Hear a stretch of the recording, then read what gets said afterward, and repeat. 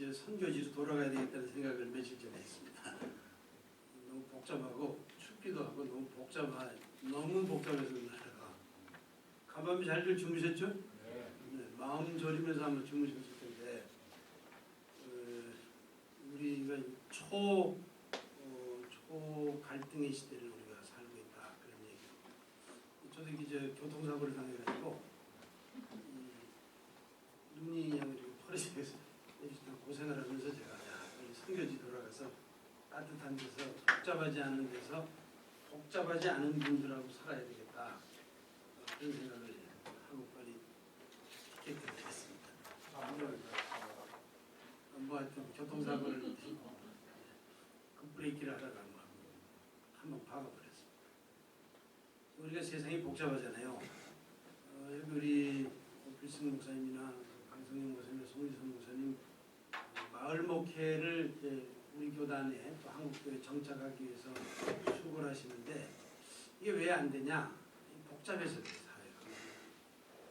그러니까 여러 가지 견해들, 생각들, 주장들, 경험들 이런 것들이 있는데 제가 일하고 있는 선교지는 단순하기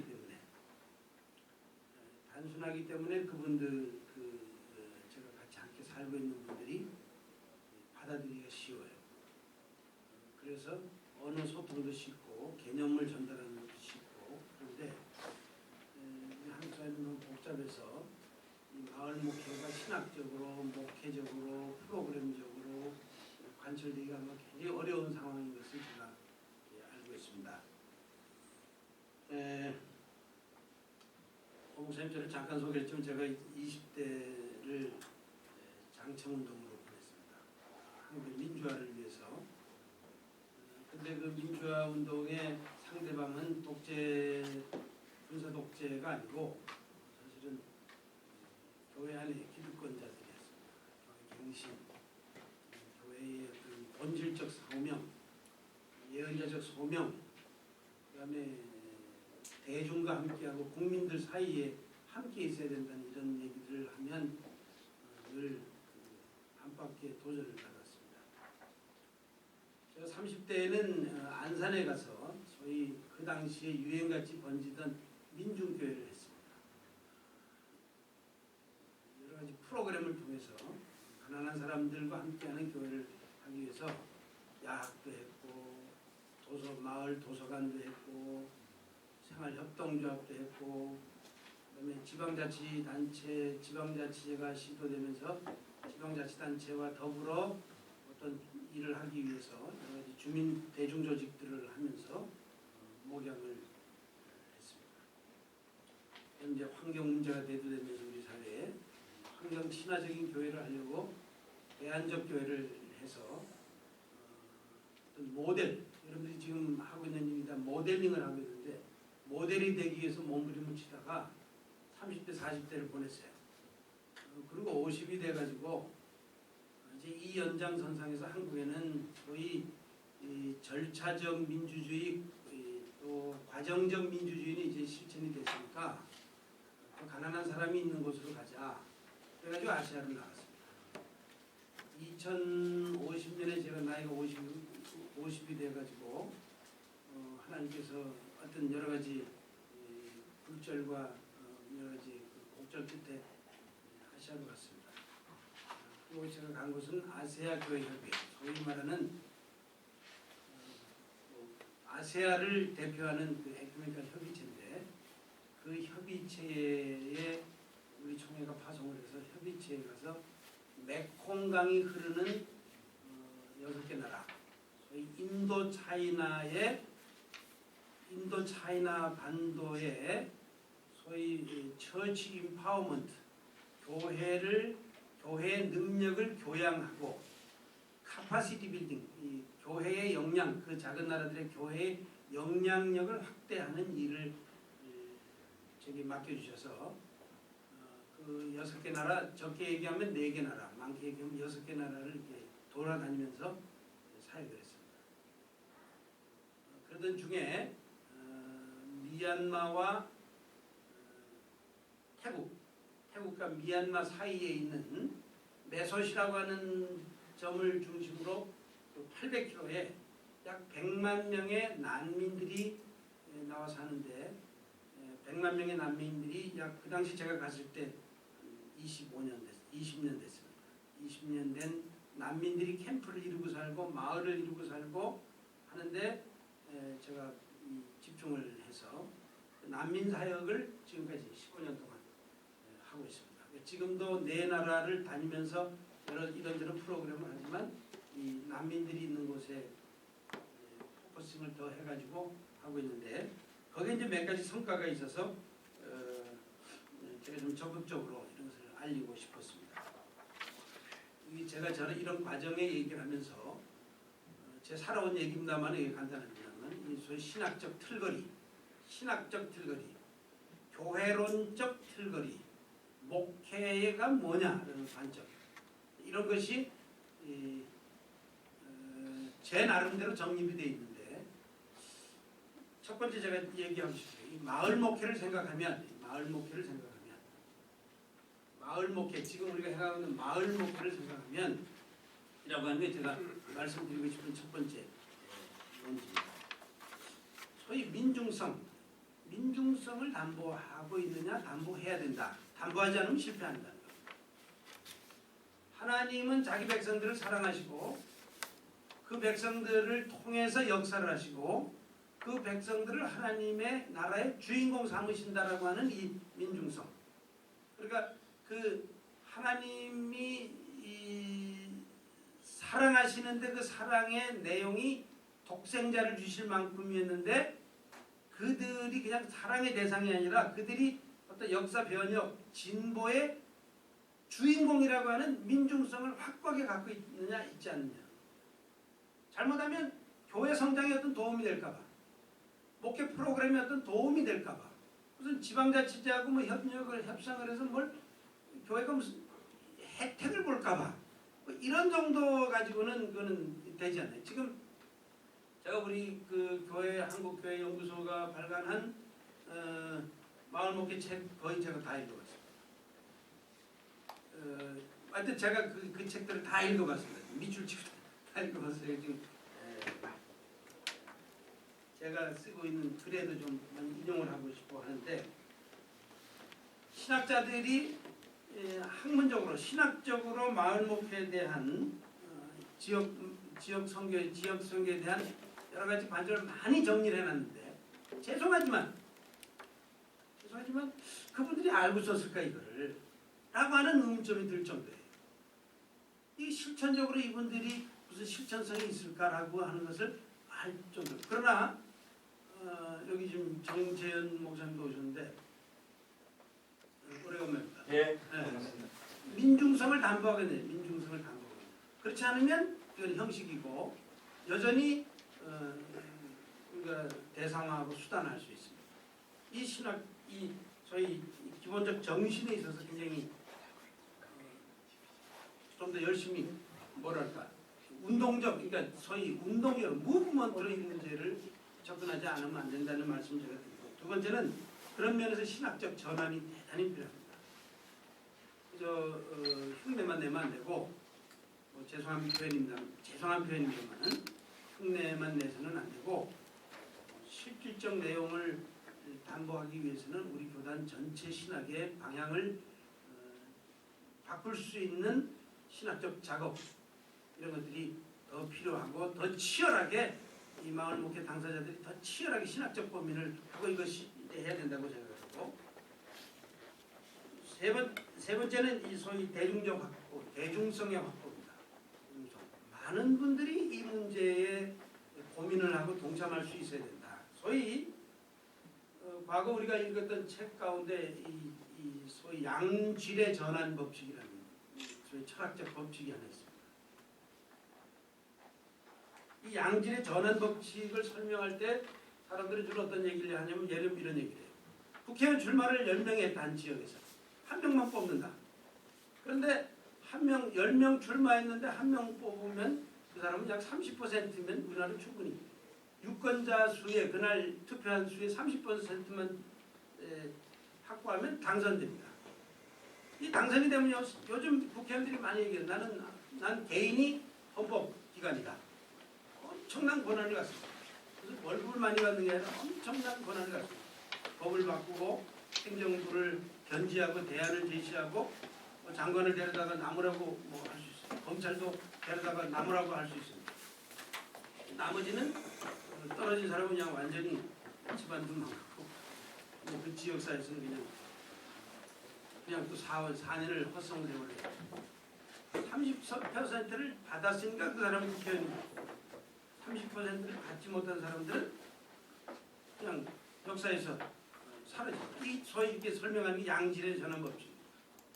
이 마을 목회가 잘 되려면 일정한 양을 우리 교단 안에서 확보하지 않으면 여기 아래로 치부되고 말입니다.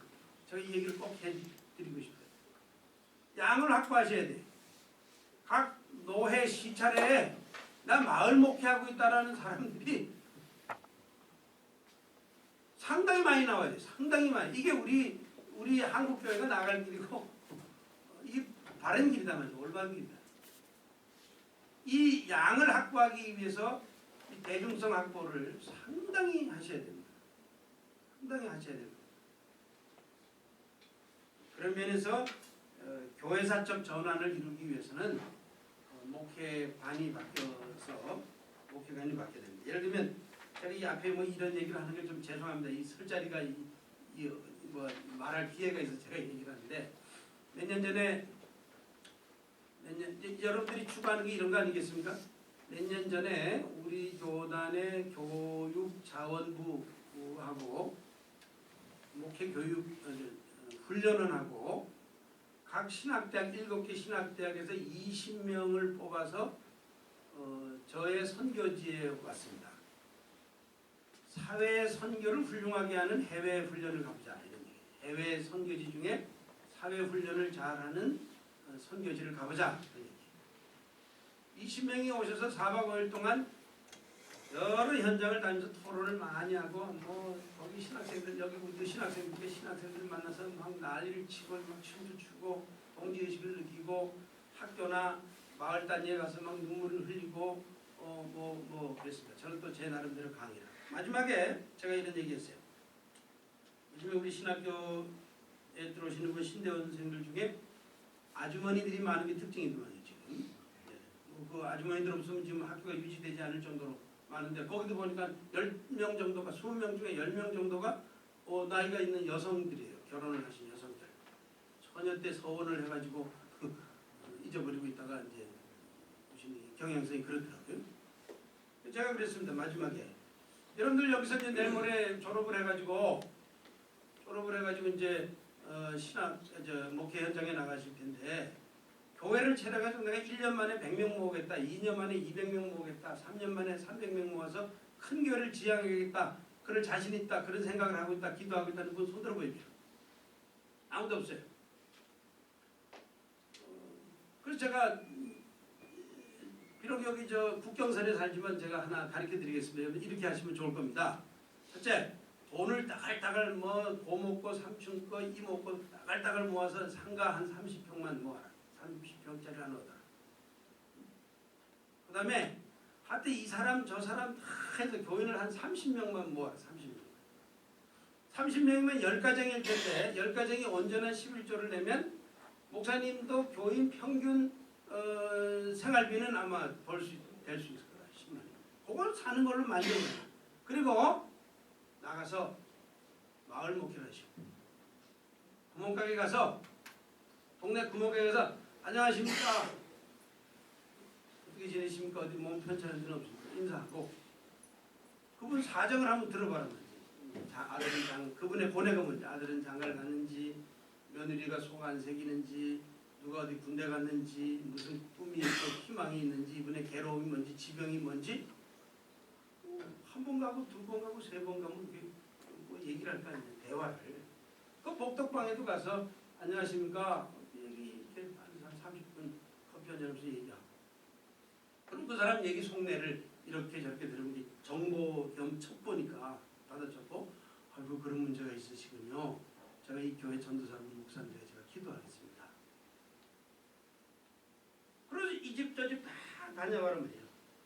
그럼 그 동네는 반드시 미약가를 끄는 할아버지 할머니들이 계실 텐데 그거 정기적으로 가서 좀 미약가도 밀어주고 고물상까지 쫓아가서 고물상 아저씨한테 오늘 좀 잘 좀 쳐주세요. 그러고 그 돈 몇 천원 받으면 자 갑시다. 그리고 옆에 가서 김밥 전국에 가서 김밥 한 줄 사주면서 오뎅 국물도 드시면서 그때 제가 기도한 그 며느리 어떻게 됐냐, 아들 어떻게 됐냐, 자 이거 책이 요거 이제 새 겁니다. 그거 바꿔보십시오.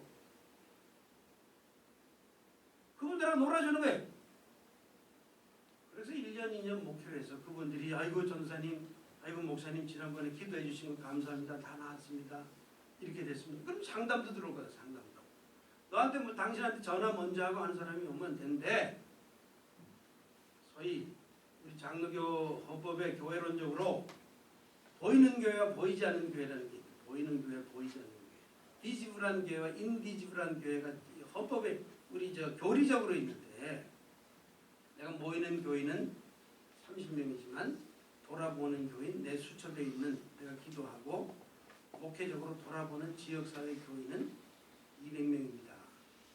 완전히 인격적 관계가 이루어져서 교회는 나오지 않더라도 나한테 기도를 부탁하고 목회적 상담을 부탁하고 우리 집 좋은 일 있는데 목사님 오셔서 한번 좀 먹어주세요. 그냥 앉아만 있어주세요. 그 나를 초대하는 것. 그리고 한번 기도해 주시는 것. 그다음에 어떤 문제가 있으면 상담하는 사람.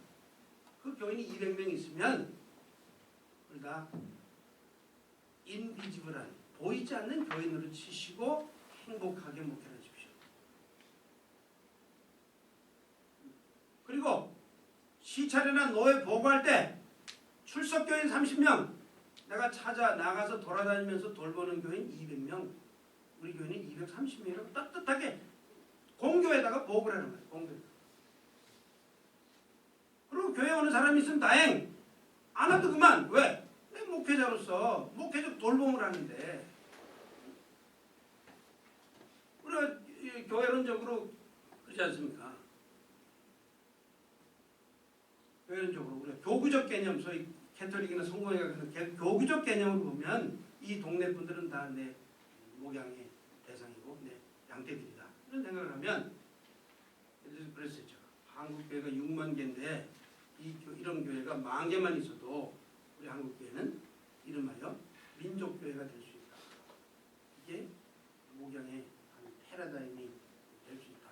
이런 생각입니다. 자, 이게 가능할까 안 가능할까? 아마 그게 제 얘기 듣고 나가서 뭐 그렇게 해보자는 사람 별로 없을 거예요. 그러나 저는 가능하다고 봅니다. 가능하다고 봅니다. 그래서 시차례에다가 노예에다가도 그렇게 보고를 하면 이게 무슨 근거냐? 내 수첩에 있고 내 주일마다 내 앞에 와서 설교를 듣고 축도를 받는 사람이 뿐만 아니라 나는 늘 그분들을 위해서 기도하고 그분들을 내가 가서 설교도 하고 한다 그러지. 이런 비전을 좀 제시했어요. 그분들에게. 그분 제시했어요. 다 그러고 갔습니다. 이거 가능하면 어떻게 될까요? 신학적 확신, 교회론적 확신, 목양적 확신과 삶의 변화, 태도가 내가 목회자다라고 하는 변화, 그다음에 지역을 바라보는 눈이 바뀌지 않으면 불가능한데 지금도 우리 특별히 농촌교회는 그런 걸 많이 하고 있으라고.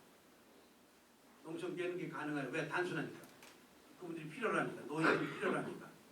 도시교회들도 이렇게 접근을 할 수 있다고 생각합니다. 그러면 하나님께서 주시는 지혜, 세상에 지는 지혜가 많을 겁니다.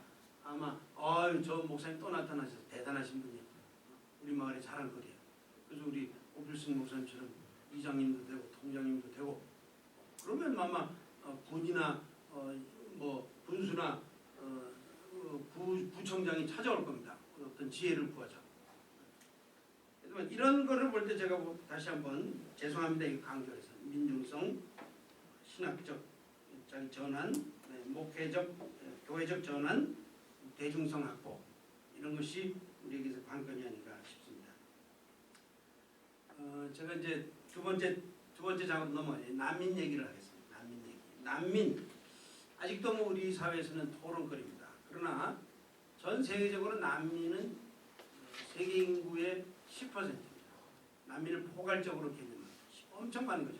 자기 의지와는 상관없이 고향을 떠난 사람을 다 난민이라고 분류합니다. 유엔에서는 포괄적 개념. 그러니까 60년대 나는 공부를 더 하고 싶은데 우리 부모님이 너 서울 가서 돈 벌어오라 그래서 서울로 돈 벌어 올라온 여직공, 그 난민인 거예요 사실. 내 의지와는 상관없이 난민을 포괄적 개념으로 하면 내 의지와는 상관없이 내가 살던 근거인 공동체를 떠난 사람은 다 난민이라고 합니다. 그러니까 여기서 뭐 파키스탄에서 누가 와서 일을 하고 있다. 이분이 신분이 뭐 합법적이냐 불법적이냐 그 상관없이 그분들을 우리가 난민이라고 10%.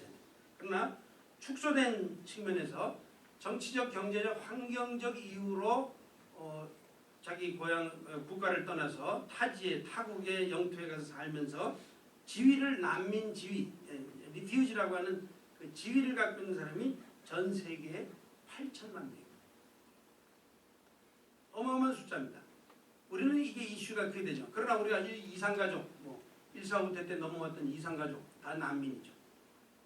그 다음에 여기 뭐 탈북자, 뭐 여성 노동자들, 해외에서 오신 이주 노동자들, 이분들 다 적극적 의미에서도 난민인 거죠.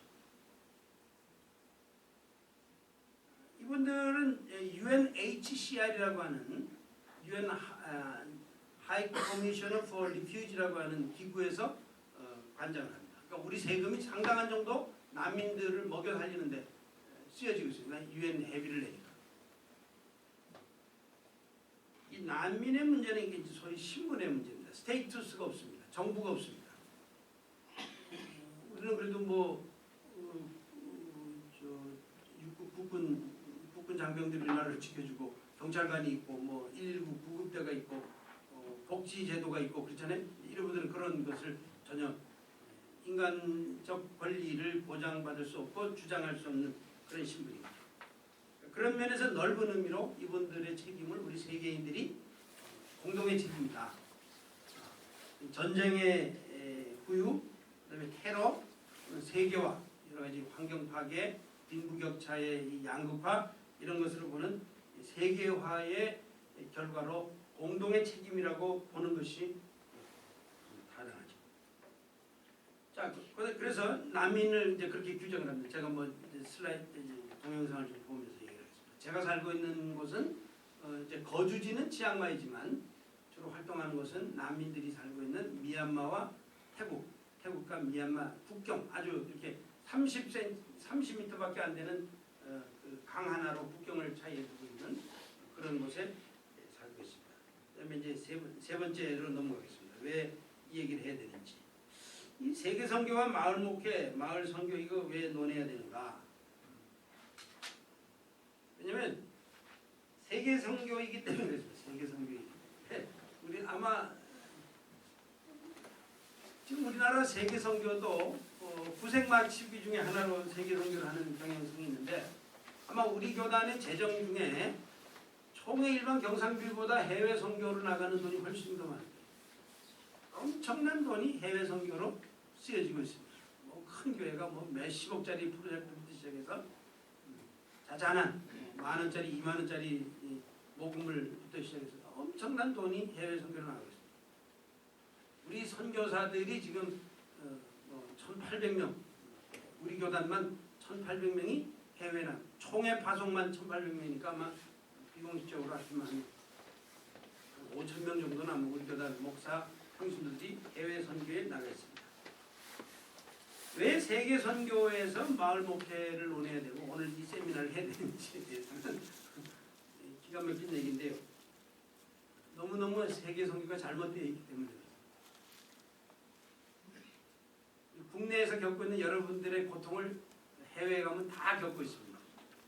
아직도 우리 해외 선교는 폐쇄적이고 선교사끼리 협력이 안 되고 아직도 우리 해외 선교는 이중적입니다. 믿으면 천당, 안 믿으면 지옥. 그래서 전투적이고 공격적으로 개종을 요구하고 있고요. 아직도 우리 선교는 경쟁적이고 물량적입니다. 돈만 갖다 부으면 되는 줄 알고 그다음에 굉장히 형식적이고 상대방을 굉장히 수단화하고 있고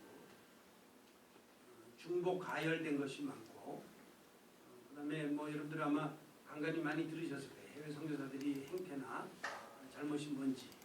역시 이게 이중구조적이고 상대방 상품화하고 사진 찍어서 오늘 오기만 목사님 오필승 목사님이 동영상 갖고 오라 그래서 내가 갖고 오긴 했는데 제가 처음 갔던 선배님이 대선배님이 그러더라고요.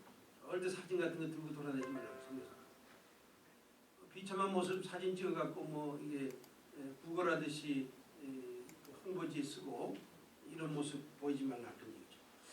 여전히 민중성이 부족하고 신학이 부재하고 선교 관점 자체가 너무 한국적이어서 한국 선교사는 좀 집에 돌아갔으면 좋겠다라고 하는 얘기를 각 나라의 교단에 내놓으라는 지도자들에게 제가 많이 들으면서 변명 아닌 변명을 하면서 그렇게 삽니다. 그런 면에서 제가 하고 있는 뭐 독특한 건 아니지만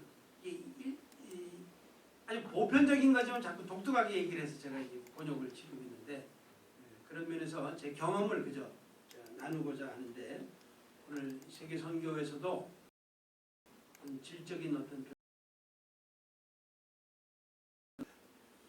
그런 면에서 제가 여러분과 일치감이나 그 공감대가 많이 형성되었다고 생각을 하고 선교지 얘기를 이제 하겠습니다. 그래서 동영상을 한번 좀 볼까요?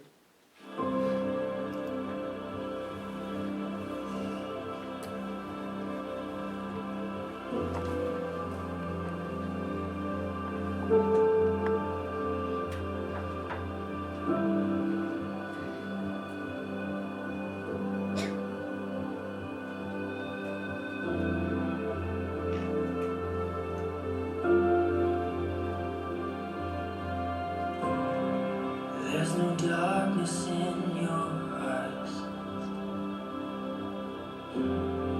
There's no question in your mind. God Almighty, God of mercy.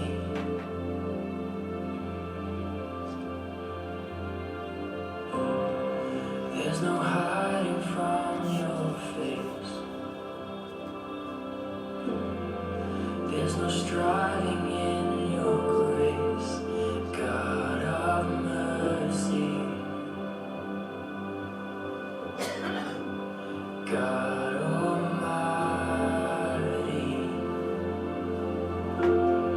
Let there be light. Open the eyes of the blind. Purify our hearts in your fire. Breathe in us, we pray.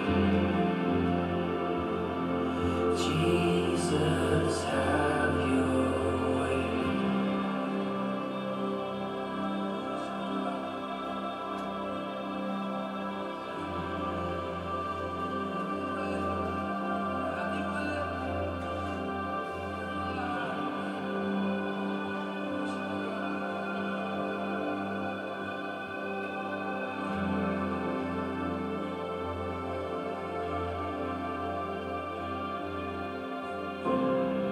There's no borders in your love, no division in your heart, God of heaven, God of freedom.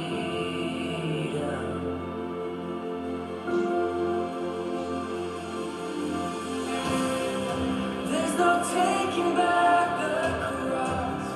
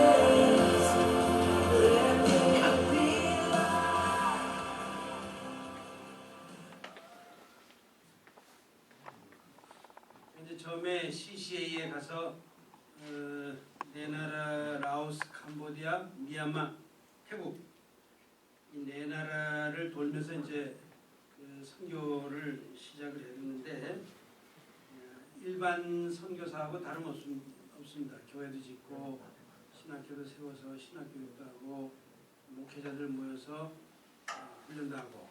그런데 이제 내용은 좀 다를 거예요. 어떤 교회를 지었느냐, 어떤 신학교를 하느냐, 목회자들이 뭘 가르치냐는 일반 선교사하고는 다를 겁니다. 제가 살아온 대로 관점이 있는 여러 가지 교육들을 해왔습니다.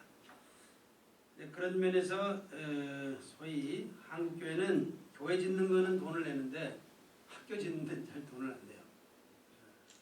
또 병원을 짓는 데는 돈을 잘 안 냅니다. 교회만 진짜 그러죠. 그런 면에서 저는 나누지 않고 하나님의 선교와 일반 어떤 무슨 사회 발전 이런 걸로 나누지 않고 그것이 하나인 것을 또 생각을 하고 많은 후원 교회들을 격려하고 설득해서 학교를 세운 만큼 교회를 세운 만큼 학교를 세웠습니다. 공교육을 저희가 했는데 2014년이 상당히 중요한 기점입니다. 제 이 선교에 있어서는 2014년 이전에는 이 태국 쪽에서 여러 가지 난민들을 위해서 일을 했습니다. 2014년 이후에는 건너가서 국경을 건너 들어가서 난민들을 위해서 일을 합니다. 그러면 왜냐면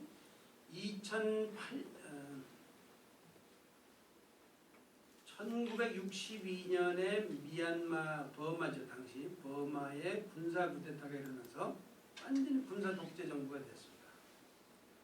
1988년 저들이 얘기는 8888 투쟁 88년 8월 8일 투쟁 이후에 민중들의 저항을 받아서 투쟁이 일어났고 거기에 앙산 수지가 등장을 하고 1988년 8월 투쟁에 밀려서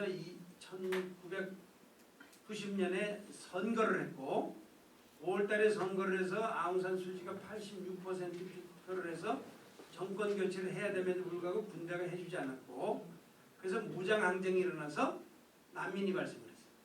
정부군에 밀려서.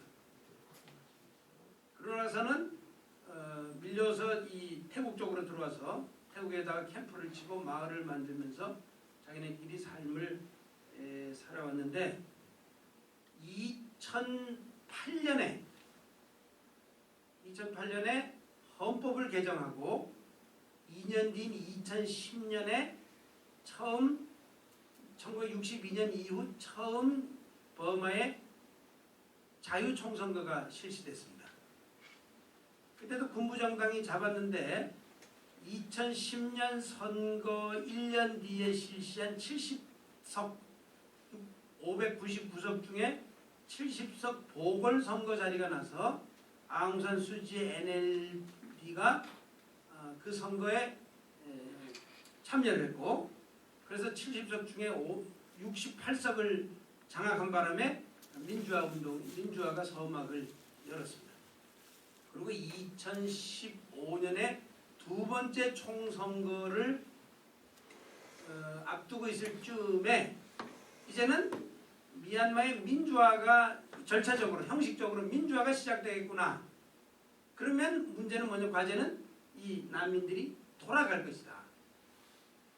돌아갈 것이다 라고 하는 것도 선언적으로 돌아가지 내용적으로는 굉장히 어려움이 많을 것이다 하고 제가 미얀마 그 정치적인 어떤 경제적 사회적인 것을 모니터링 하다가 내가 먼저 돌아가자. 내가 먼저 이 강을 건너서 국경에 들어가서 뭐 좀 웃기는 얘기지만 이제 그 신학적 발상이었어요. 마을을 만들어 놓고 기다리자 이런 발상을 했습니다. 2014년입니다. 2014년 그 2014년에 그런 결정적 계기가 있었는데 우리 이제 윤신영 목사님도 다녀가 보시고 강성영 목사님도 여기를 다녀가 보셨는데 이 사진은 안 나왔습니다. 죄송합니다. 그런데 제가 정말 존경하고 서로 우정 깊게 지냈던 닥터 사이먼이라고 하는 사이먼이라는 목사님이 멜라 캠프라고 하는 이 지역의 최대 캠프에 600명이 모이는 신학교 학장님으로 계셨는데 신학적으로나 이념적으로나 저 굉장히 가까운 소위 멘토 노릇을 했는데 이분이 갑자기 간암에 걸려서 그 정글 속에서 돌아가셨어요. 600명 학생들을 이끌면서 민족혼을 깨우고 이제 우리가 약속한 땅, 젖과 꿀이 흐르는 땅을 돌아갈 텐데 그것을 대비하자 하고 600명을 아침 저녁으로 세워놓고 당신들의 애국가, 우리나라 애국가처럼 하나님이 보호하사 우리나라 만세라고 하는 카렌족 애국가가 있습니다. 그것을 부르면 장엄한 모습으로 결기에 찬 모습으로 사는 그 아주 제가 존경하던 제 친구이자 동료인 분이 갑자기 간암으로 돌아갔어요. 저는 그분과 몇 분들이 더 있으면 그분과 10여 년을 보냈다고 하는 것에 대해서 굉장히 제 인생에 참 행복, 기쁨 이것이 있었습니다. 그분이 갑자기 돌아가시는 바람에 저는